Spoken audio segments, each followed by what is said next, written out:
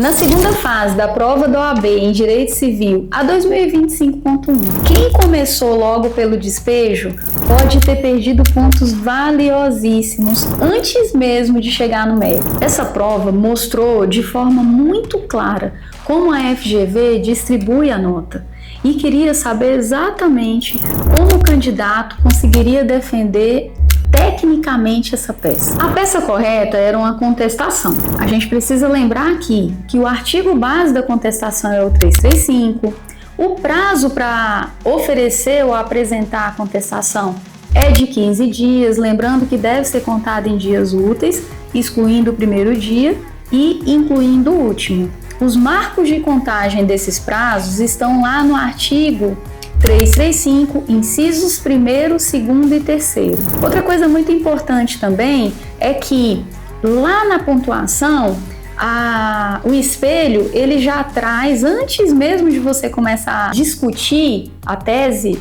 você já deveria observar que teria que indicar a vara que o problema te deu, teria que indicar também o número do processo que o problema te deu, teria que fazer a qualificação do seu cliente, né, que é do réu, não precisaria fazer a qualificação do autor e só aí você já teria uma pontuação muito alta, só nessa parte de apresentação da peça. Saindo dessa parte da apresentação, já vem logo de cara lá as preliminares, né? E nessa peça foram cobradas 3 preliminares e a pontuação muito alta para cada uma delas, 0,30.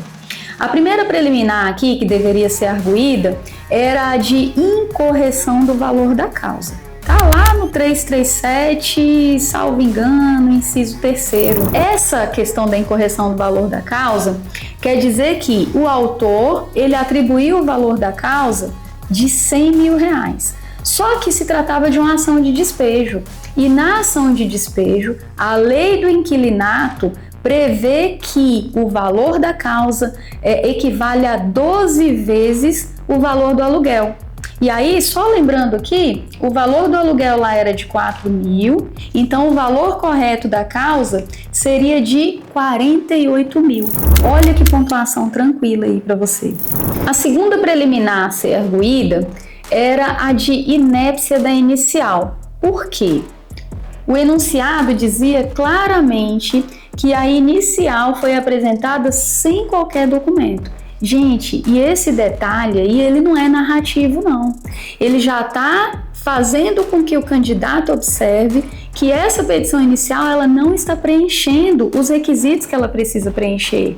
Então, o candidato deveria arguir a preliminar de inépcia da inicial com base lá nos incisos do 337 do CPC. E aí eu vou aproveitar aqui e já falar como é que você monta a arguição de preliminar. Você diz onde está a preliminar, você diz qual é a preliminar e traz a fundamentação dela e você precisa fechar pedindo ou para ser ajustada, né, sanado aquele vício, ou para que seja extinto o processo. Lembrando que as preliminares podem ser peremptórias, que dão fim ao processo, ou elas podem ser dilatórias, que fazem com que o prazo seja dilatado para que aquele vício seja sanado.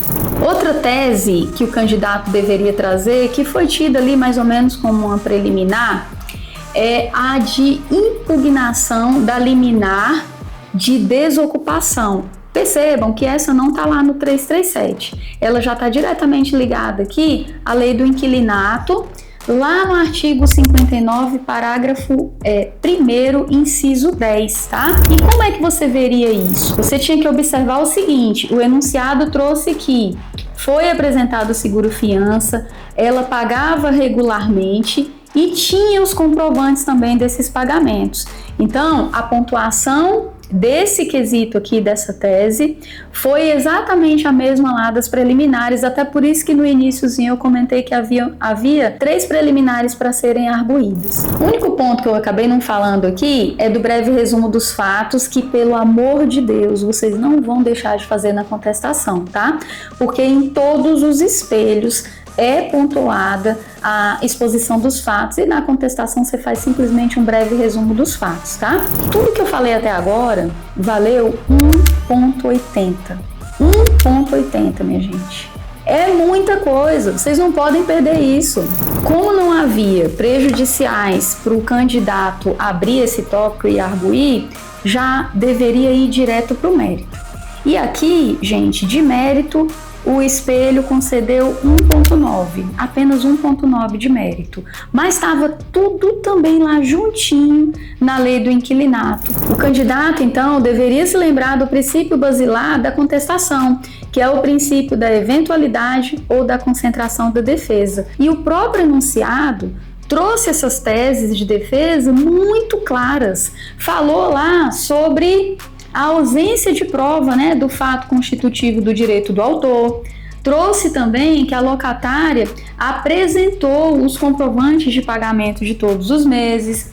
Deveria também argumentar sobre a ausência de fiança que foi mencionada lá. Só existiu essa ausência de fiança porque houve a anuência, houve o consentimento do proprietário do imóvel. E deveria alegar ainda também a litigância de má-fé. Então percebam que as teses estavam muito próximas. Dificilmente o candidato deixaria de falar sobre alguma delas, porque o enunciado deixou isso de forma muito clara.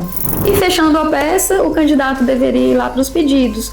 E a minha dica em relação aos pedidos é: abre a sua peça, avalia todos os tópicos que você abriu e vai refletindo isso lá nos seus pedidos. E avalia o seguinte: você fez quantos pedidos preliminares? Abre um pedido para cada um, tá? Não fica com preguiça e economizando linha onde você não deve economizar. Abre um pedido para cada, não bota pedido genérico, tá?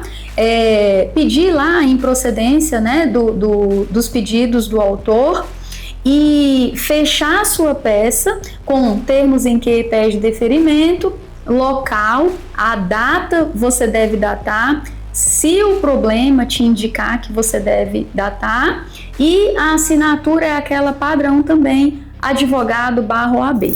E aí vai a minha frase: na segunda fase da OAB, não basta conhecer o direito, tem que entender como a banca pensa. E nessa peça, a banca deixou muito claro algo importantíssimo. As preliminares não são introdução. As preliminares são pontuação real. Se você acompanhou essa sequência de correção, você percebeu que a prova exige muito mais do que artigos. Ela exige contextualização, ela exige uma excelente estrutura de peça, ela exige bastante concentração. E foi por isso que eu criei o meu livro Decifrando a FGV com o método EPEC. Entender a banca, planejar a prova, escolher a peça correta e construir a estrutura da sua peça com segurança. Se você acha que este método vai fazer diferença nos seus estudos, clica no link que eu deixei aqui na descrição do vídeo e conheça mais sobre o método. E para continuar recebendo mais conteúdo sobre a segunda fase da OAB em Direito Civil, se inscreve aqui no canal e me segue lá no Instagram. Se ficou com alguma dúvida, comenta que eu te respondo.